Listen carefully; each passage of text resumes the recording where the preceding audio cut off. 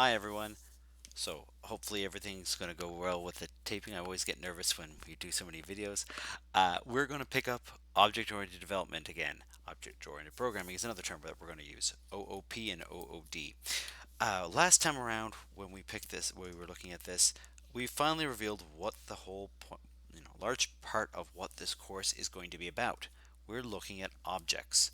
Objects being this concept that you can encapsulate or wrap up both your data and your functions together so that you have instances of a structure, sorry, one or something like a structure, the data, and it also carries with the functions it's going to use. So you can think of it as an object that you can interact with, that you can say, hey, rectangle, tell me what your area is. Hey, rectangle, do you intersect this point?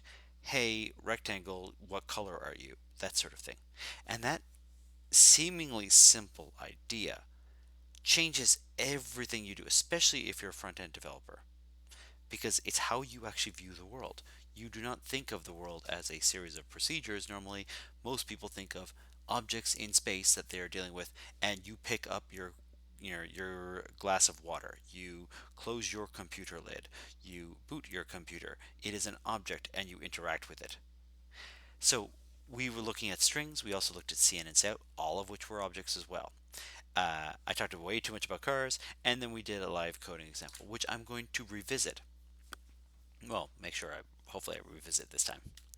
Uh, I want to get some other bookkeeping out of the way.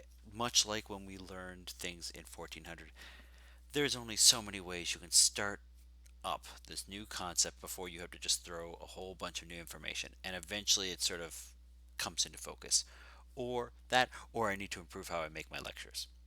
So I want to go over some of the naming conventions, some of the conventions we use for making things, how we go about doing some of this object-oriented programming, and how you think about things. So one of our issues is capitalization. It comes up and it's important to point out we need to know the difference between an object and a class. That's a huge difference, right? We don't care. We want to know we have a student, but what is the name of that student? That's a different thing, right? We have students in my class, but I need to know who the students are, not just I got students. So, by convention, we traditionally at least say the name of the object is lowercase, starts with a lowercase. It can go lowercase and uppercase later, but the very first character, this S, is lowercase. The class is capitalized. So that way I quickly, and there's no need to actually follow, you do not have to follow this convention. No one is, it's not syntactically wrong to not follow it. And so you'll see some examples even when I screw up something. I may accidentally sort of teeter around this or not do this. I hate the fact that structs are not following this particular convention, but classes traditionally do. So if the name of the class is a capital S and I know what I'm dealing with, when I say student, I look at the capital and I go, oh, that's the class, not the object. Oh, that's the object, not the class. It's obvious because I follow that convention over and over and over again. So what I'm using, I make a student stu1, and if I want to set the ID for stu1, maybe I call the set ID function for stu1 is stu1 dot and then set ID. Much like stu1 dot x or whatever we did with structures before, right? I have the dot saying now I'm going to use the function associated with this object. It is in my object. So stu1 dot student and then set ID. We have another convention that you've seen in 1400, but I just want to remind you, anything that's a constant, it's all caps. That's not yelling. It's a way to clearly indicate that this thing is not going to change. So here is my variable, oh, here is my constant. It's not even a variable, I can't change it. So default ID num, it's 4000, so I could set the ID and put the default ID num in there, and there's an example of me using 3 different capitalization naming conventions to clearly point out how everything is held together.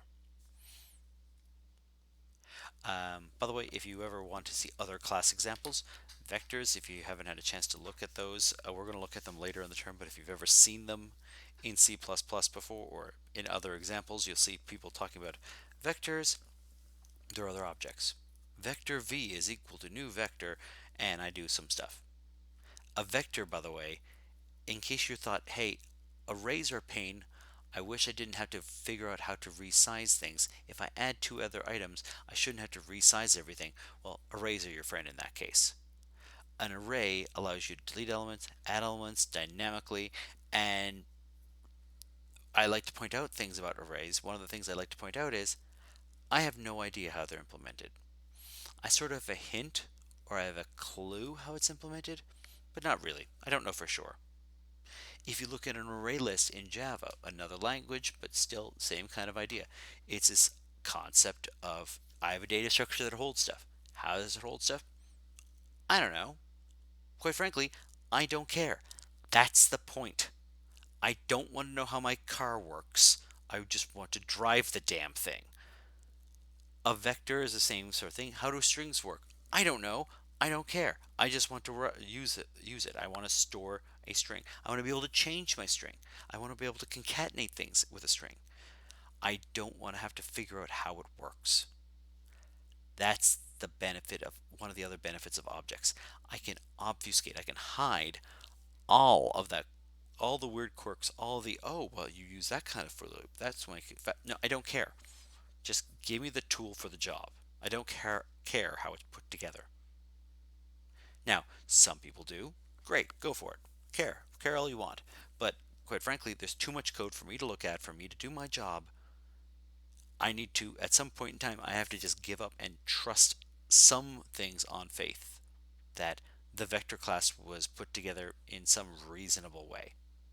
Not always the case for all things like MFC, but many of the cases you just have to assume that hey, the sorting algorithm that they made, or the binary search, for example, in Java, or the sorting algorithms in C, I'm assuming that they work because I guarantee you, if I write those same functions, if I try and re-implement all of that myself, not only am I wasting time, but I'm actually going to make mistakes. Some other smart person, far smarter than me, wrote that code.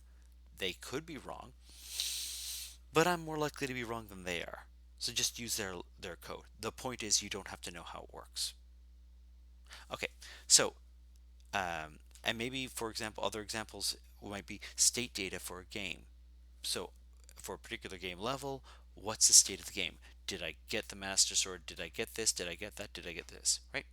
I should be able to pass that around to various functions and have it work. But I should also be able to update the state of the game at any time. You can think of the state of the game as an object that I can modify and change or query for information. Maybe it's a data packet. I want to be able to send the packet. I want to be able to unwrap the packet to go down or up a particular layer. Right? I want to be able to trace back something. Maybe I have a vector, a linear algebra vector, not this kind of vector up here, but a linear algebra vector, the thing you do matrix multiplications with. Right? Maybe I want a linear algebra vector that I can do a dot product or I should probably use it instead of a vector, it should be a matrix that I could do a dot product on and a cross product on. Why? Because it's useful. And quite frankly, once I write it once, I just want to use the dot product and cross product because God knows I've learned that like 20 times and I consistently forget what those things are. That's fine. Use somebody else's code or write it right one time yourself and you know exactly where it is. If I'm dealing with a linear algebra vector, it's with the vector class, right? That's where the code for dot product and cross product are going to be. Okay, so how do I instantiate an object? I actually have a couple ways. And this is where things are going to get not weird, but I think a little weird. The standard way that you're used to, that we've been dealing with 1400, is method one, right? I have a student, stu, I can set the ID. Student stu, I can even call a constructor. Technically, I can call a constructor on it. Surprisingly, that doesn't come up all that often. In fact, we will make dynamic objects far more often than I will do the static approach. Sometimes I do it. I don't do. Sometimes I don't do a static option, but the static option is I know I need to make this one student. What if I need 20 students? What if I need 40 students? What if I need to make an array of 40 students, but I've only filled in the first 5. This is when a dynamic object comes in, much like a dynamic array. If I don't know how many of these objects I'm making beforehand, how the hell am I supposed to make the right number of objects? So a dynamic object like Stu, again, this is this is purely me. This is my and some other people's naming convention just because I have the memory of a goldfish here. If this is a pointer to a student named Stu. So P underscore, that's for a pointer. When I call new student, this is a new call. I will make a brand new student, and much like a new call with an array, or calling malloc, if I wanted to go back to what malloc does, I don't automatically give it back to the system. It doesn't live and die within my curly braces. This thing is created, given to me, and it is mine until I give it back. It is dynamic. It's a dynamic object. I couldn't do that with structs, or maybe you can, but I never ever did it with structs. I always went to objects as soon as this hits. Right? If I need something that I'm going to choose when I give it back to the system, a bunch of ways of storing my data and dealing with my data, I do this approach. We will be doing this approach when we talk about, I think it is the tree data structures that we're going to be dealing with in one of your assignments. So a tree data structure, every single node in the tree, I don't know how many nodes I have in the tree. I'm reading it from a text file. I don't know how big that thing is. And as a result, I can't just call this thing a bunch of times. I can't just call students do a bunch of times. I need to, for each position in my array, I need to make a new student. Every single one of those students, when I make a new student, I call new. And it gives me a pointer to the data itself. A pointer to the object. Not the object, I don't get an object there, I get a pointer to the object. That's a little bit wonky, but it's important to point out. Normally, these objects need to be initialized, and that's where the constructor comes in. A constructor just sets the table. It sets things up. Before you eat, you set the table, and then you can eat. And then you destruct afterwards. You call the destructor to clean up the table, right? To put away the tablecloth, to do this, to do that. To put the plates in the dishwasher.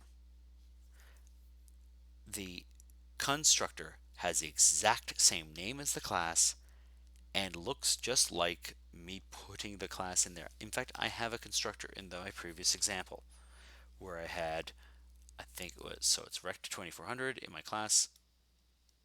I'm going to erase this in a second, but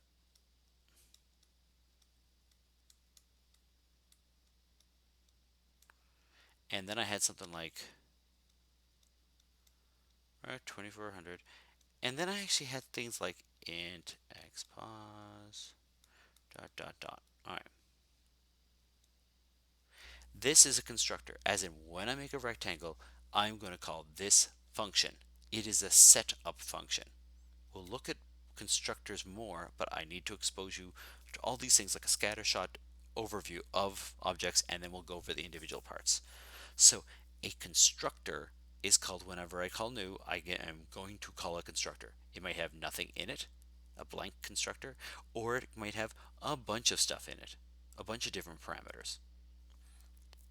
When I'm done with the constructor, I then call delete most of the time. If I call new, I should call delete. And so if a constructor is called based on a call to new, I'm going to call delete as well. The objects are initialized in a constructor. They have the same name as the class, so that gets a little confusing. Always the same name as the class, and it's automatically run when an object when new is called. It has to match the class because otherwise it's not a direct method function call. When I call new, it says, hey, what constructor do I call?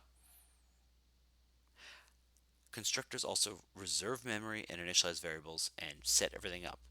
So if Rect2400 has an array, let's say, in it, it makes a new array there. If Rect2400 has another bunch of objects in it, it makes another bunch of objects in there. It does everything for the setup before I move on to actually using the object. So here's a student, and that's where I notice that it's going to match it. The name of the student, I get a pointer to the student, and now I have a pointer to an object. I need to use that arrow because I don't have a pointer to an object. Not I don't have stu set ID. I have something like p stu set ID, something like that, right? Instead of using the dot, I'm using that arrow, a dash, and the angled parentheses. Constructors normally give a pointer, like a dynamic array, right? Dynamic arrays give you a pointer to the array, not actually an array. It's a pointer. The destructor is similar. It's called automatically when you call delete. So when I call delete, I will call the destructor. There is only ever one destructor. It never takes parameters. It just cleans crap up. If you need to free up memory, that's where it gets done. If your constructor allocates memory, then you need a destructor. And the destructor always looks like this. It has a tilde. It is just the convention. So every time I have student, I'll have like a constructor for a student. I should have some kind of destructor. If you call new, you must call delete. That is sort of the rule of thumb. Now, you get to choose when you call delete. You do not have to call delete immediately. You can call delete just before you're done with your entire program. That's fine. But if you call new, you should call delete. Just like if you open a file, you should close it. If you make a dynamic array, you should free your dynamic array. So, and when you're done, much like an array, just set the damn thing to null, please. Right? I made this object. If I don't know if that object is good anymore, right? I have this thing, piece, should be stu there. It's going to point to some chunk of memory here, right? That's what it's doing. I then free my chunk of memory. And now it's pointing to, I don't know what the hell it's pointing to. If it was pointing to something, it's still pointing to the same location in memory. But the system is using that chunk of memory for something else. It could be something else in your particular function. It's going to be something else in your particular program. But it could be another array. It could be just a bunch of integers. It could be anything. It's whatever the system wants to use it for. It's its memory. And so you freed up this memory. You're still pointing to something that is no longer yours. You sold the house, and then you try and enter the house afterwards with your old keys, right? Not your house. You got to move on. Not that I do never try that, in case anyone's wondering, right? So this is the idea. If I free it up, I need to make sure it doesn't point to something. What do? I do this. Null, right? I set it to null so that if I try and look at this do I know it's set to nothing? Yes, I do. I can check, is pstu is equal to null? If so, I'm not pointing at anything. I must have freed my memory. If I'm pointing at something, I still haven't unfreed my memory.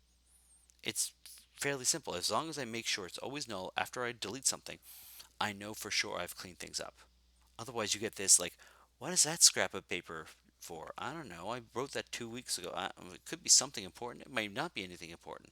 It could be my taxes, or it could just be some random thing, right? If I don't clean up after myself and make sure things are, organized, make sure my pointers point to nothing if they're not pointing to anything, I'm going to have a problem. Okay, this I like to point this out. Anyone that knows trouble with tribbles, right? If you call new on things and you do not clean it up, you have a tribble problem. Every single object you have is your object now, and then it will make an object, or something else will make an object, and all these objects are around, and unless you call delete, they're yours. You have a memory leak if you don't take care of it. Same with the dynamic array, right? If I keep on making dynamic arrays and not cleaning them up afterwards by freeing them, calling delete, I just keep on getting more and more arrays. And especially if I don't call delete and I just, stop pointing to it, right? So if I make a new object, and then I point to another new object, then I point to another new object, I still all own all those old objects. Nothing's pointing to them anymore, but they're mine. I've taken it from the system. I've taken that memory, I've used it. It's no longer being used by anybody because no one's pointing to it, myself included. And now I can't even give it back at that point. So, if you have a pointer, you better make sure you keep pointing to it until you delete it, and when it's or when you make an object, you keep pointing to it until it gets deleted, and when it gets deleted, then set it to null. Just it will bite you in the backside almost every time if you don't follow that. Okay, so here's an example of constructors and destructors. I added some little color, I think. I want to make sure I didn't do something wrong. Okay, so here I'm going to I have a constructor for a student. The member variables are a name and ID in the student class. Here's my constructor for a student, and it's going to take in a name and an ID. So I'm going to make a new dynamic array of characters for the name, and then I'm going to copy the name over to this brand new name that I made. This thing here, we will have to wait a little bit of time, as in 1 or 2 classes, to see that. But what it's meaning is name matches this thing. This name matches them. Oh, it should be a name then. That I don't even need the this anymore. A name. A name. Don't even need the this anymore. That's great. As long as I don't have the same name here, name versus a name, I'm fine. I don't need the this pointer at all. A name is equal to this. Copy from name to a name. I'm going to set the name to whatever the name was. Here is the other approach I could take, and the smarter approach. In my constructor, if I have a method that sets the name or sets the ID, I use the functions that I already have that already do the error checking, that already make sure my data is fine. Okay, here's a destructor. I need a name as well here. A name, right? I'm missing something here. I will fully admit I am missing something here. What am I missing here? It's not that critical right now because I can't see of a situation where it's not going to come into handy, but I should probably do if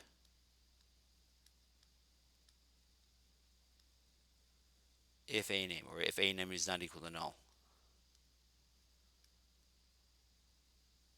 Delete.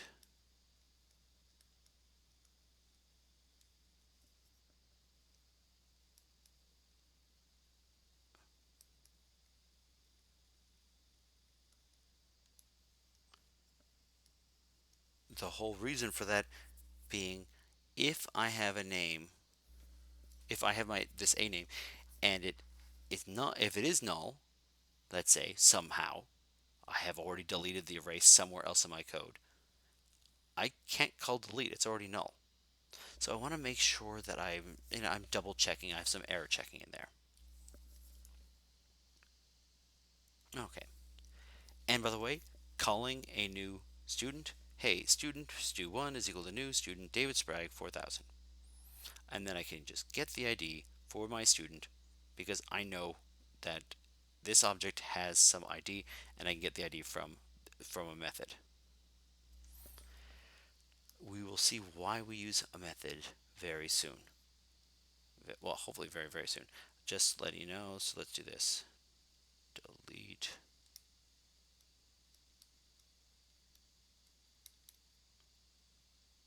And now I don't have to do anything else, right? I don't have to worry about the array. The destructor worries about the array. All I need to do is call delete on the student, the pointer to the student, and everything just works. So we're going to look at, I'm going to probably take a step back of this one, and we'll look at next video. We're going to actually look at a simple coded example. So the benefits of classes. Okay, so check it. I want to look at this a bit more, so I want to circle back to it. We're going to look at static classes, dynamic classes, destructors, dynamic arrays, code reuse, very, very soon. So if I wanted to make a class for a grade list that stores all of your grades for a particular class, what would it look like? Okay, how do you organize your data? So let's think about this as a thought experiment. So I have a grade list. I want all of your student grades, but maybe I want to have all the grades for all the students in all of my classes. Okay, so how do I get a grade list? How do I organize things? How do I make sure that I can figure out what the average for this particular class is? How I can figure out an individual student's average, or the student can figure out their own average for their grades, a student's grades. Uh, how do I organize my data? Are all grades worth the same amount, right? So if it's a grade list, is it just a straight array? Probably not. Maybe I have an array of assignments and an array of this, an array of that. How do I parse this and chop it up? How many grades are dropped? Do I have a number of dropped grades? Do I figure out you know unmarked grades versus marked grades versus in progress grades? What functions do I have? What would be the useful functions? What would the structure of the class and the structure of all this data look like? So you could do any number of things, and this is intentionally an open exercise. I want you to think about it for a second. So maybe we can pause the video for a bit and think about how you would break down this problem. You don't have to worry about code. How do you organize your data or your chunks of data so that you can calculate the class grade, the grade on a particular assignment, the grade on a particular student, maybe things like that along those lines, right? Because that maybe I only want the grades. Let's do only the grades for this particular class, not all classes. But I might still want the average or the final grade for a particular student, or the average for assignment one.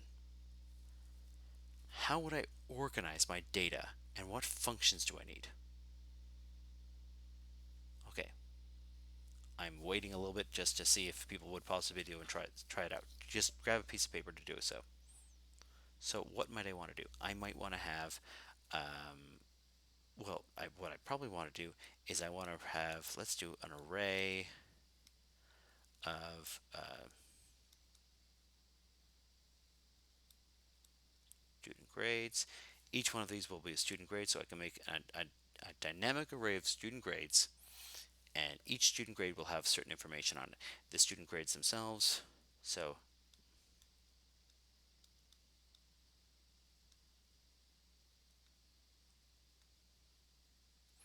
might have name, ID, in case you want to have this sort of thing. Maybe you also have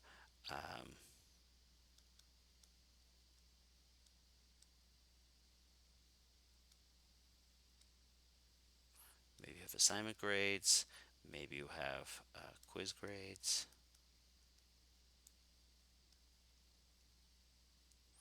and then maybe you have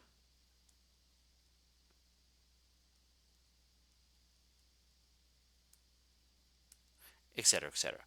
Now, your assignment grades and quiz grades may have the functionality for this thing here. We might then have another class, and that may have the functionality of number kept, and then array. This is just me sort of playing around with things, not exactly what you would have, but close enough. I might have percentage worth total, right? I may want to break it apart that way. Exams will also have percentage worth total, right? So maybe I have a bunch of these things. They all have some things in common, though, don't they? Like a set of grades will have commonalities about that they're worth a certain percentage of your final grade, and you have a certain number of dropped grades, and and in the case of an exam, there's no dropped grades, but that number of kept grades is one for one exam. You have put on a percentage mark per grade item, or whatever the case is. It's how you want to think through the problem and organize it and structure it. But notice, again, I go right back to objects. The student grades what looks like a structure I want to say, hey, student grades for this student, what is your GPA? Or what is your average for this class? Right? So at the end of term, I go for each student, just call for each student grades object, I call calculate grade, and it spits out a grade. Maybe calculate letter grade, spits out a letter grade. I want to find out the final grade for the class. I go through my array, call calculate grade for each item, add them all up, divide by the number of students I have. Done. I have my final average for the entire class, right? But the student grades themselves know how to calculate what the average is at the end. If I call calculate average on quiz grades, it knows how to calculate itself, right? If I tell the exam, hey, what's your average? You can get that from there, right? You think of these as objects and that they can do things for you, and you just ask it to do the work for you. Versus you having to write your own code for all of this, you sort of group your code into how the data makes sense with certain functions that you're going to do and make it work. It's intentionally vague. That's the whole point of this exercise, because you could interpret it 1,000 different ways. It's good to have that flexibility when you're starting. It's bad on an exam. It's great on on a review exam. Fine, that's great. On an exam, if I gave you that much vagueness, you should be putting it, well, email me, texting me, or whatever the case is for an online class. But you should be contacting me immediately to find out, to resolve some of that ambiguity. We might also have a mover class. This is something I'm going to hold near and dear to my heart here, simply because it's going to be coming up in one of the labs. And this lab, it's been a struggle to get students to get through all the way through this particular lab. I had grand expectations, and like I was shooting for the stars, and it just sort of, it's hard to do. Uh, we will have a zombie survival game series of labs. We may have already started by the time you're watching this video. It turns out having a zombie walk around, what's the word I'm looking for, is a pain, because although they move slowly, they're moving, trying to make a beeline for your hero. So here's your hero, here's a zombie, they're trying to do this. Now they can't go on an angle. I wasn't going to let them go on an angle. That's a terrible arrow. They can't really go on an angle. So what do we need? Well, what we need is we need the ability to do so many steps over and then so many steps up. So one of these things, right? And I might not be able to go that entire distance. They're slow moving. So I need to figure out a way so that the zombie starts moving this far. Maybe they have 4x and 3y. They have to move up 3 spaces and over 4 spaces. Maybe that's what the zombie has to do in this particular case. But they can only move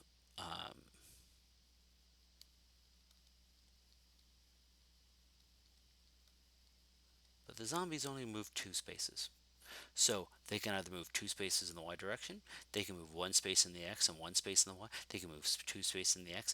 It doesn't really matter, but they have to intelligently move those 2 spaces and not go like 1 space or or 7 spaces. They should move the right amount and get you closer to the hero each step. That's what we would try to do. So having a move class is just you pass in it. The move class has, here you are, it has x1, let's say x and y.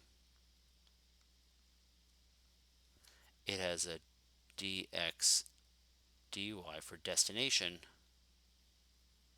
It may have a speed. And now you need to be able to, so you have a position, you have a destination position that you can update. Somebody else can come by and say, oh no, we've updated the position, the destination position. Every time the hero moves, the destination position moves. And then you say the zombie takes its turn, so it's going to move a certain amount of space towards wherever the destination is. And the destination moves there, and it starts moving towards, it goes from here and meanders around like that. It'll just keep going towards the hero slowly. And so you want to be able to update the destination position, and you can have, say, travel up, down, left, right. You can move one direction and and y direction in a single, and the x and y direction in a single turn. And it gets really kind of weird because you have to worry about, is it a negative direction between x and y? Is it positive? Why? How do I make sure that the math works? And so it gets a little bit convoluted. And having some kind of movement class where you set the destination, you set the current position, you set the destination, you set the speed, and then you call, let's say, uh, move, say mover.move, and the zombie will slowly meander towards the destination point. This would be you can play around with this as the code itself. Like if you want another example of how you can do more practice with classes, this would be a very simple thing. It has x and y coordinate, destination x, destination y coordinate. It has a speed to go, and it has a function called move where it moves that speed, that number of steps in that turn. But you can also set the destination x and set the destination y as well. And that one thing is all you really need for your to make sure your zombie survival game works. But it's actually, it can be a little bit quirky, but it's simple enough in terms of an object for great practice. If you want to try this, I think it's a great little practice, and it's also useful for your labs. So try that out, and then you can give this mover class to all your zombies, all your vampires, all your whatever undead you're going to be using in your game. Okay, so what I should do here, let me see here. Um, Encapsulation is one of the first properties for object-oriented programming. So I want to, and we're going to look at inheritance and polymorphism as separate lectures that later. I want to briefly hit this, and then we'll revisit this. We'll stop the video. So here is the idea. Encapsulation means that some things everyone can see. Things like set data. It means anyone with access to this object can set the data in the object. Everyone knows about this function. We may have some method, right? There's another function that everyone has access to. Do something, only some other classes, some other pieces of code have access to the do something class, or do something function, sorry. Only some, very, very few, other objects, other functions have access to this particular piece of data. And if I have private, the one thing that we haven't put up here,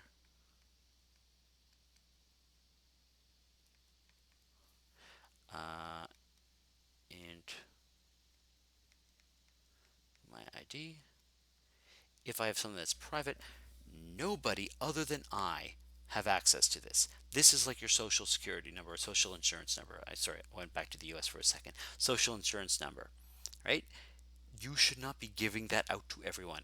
If I ask you for your social insurance number, tell me to go to hell, right? I shouldn't be asking you for that. That's your private information. The object has things that only it should know about. Nobody else should have access to it. Nobody else should be able to modify it. Nobody else should even know it even exists. That's what a private variable or a private function does. It's only for itself. It might be helping other things out, but it's really only for itself. So set odometer would be a private function for a car, right? Only the car should be setting its own odometer. Okay, so the idea of so I have these different levels of what other people can see. This means that the object itself can hide away what is being stored inside of it. I can pass an object to somebody, they can use it, they can call functions that I've said they have access to, they have rights to, but you don't get to drill into it. It's very similar to write access, read access, and stuff like that you'd see in a file system. If it's my directory structure on a web server, then I'm the one allowed making modifications. You may not be able to see it at all, right? The sysadmin can see everybody's stuff. It's very similar sort of thing. So by wrapping it up, having this object concept, it means some data is visible, some data is not, some data can be modified and used, some may not.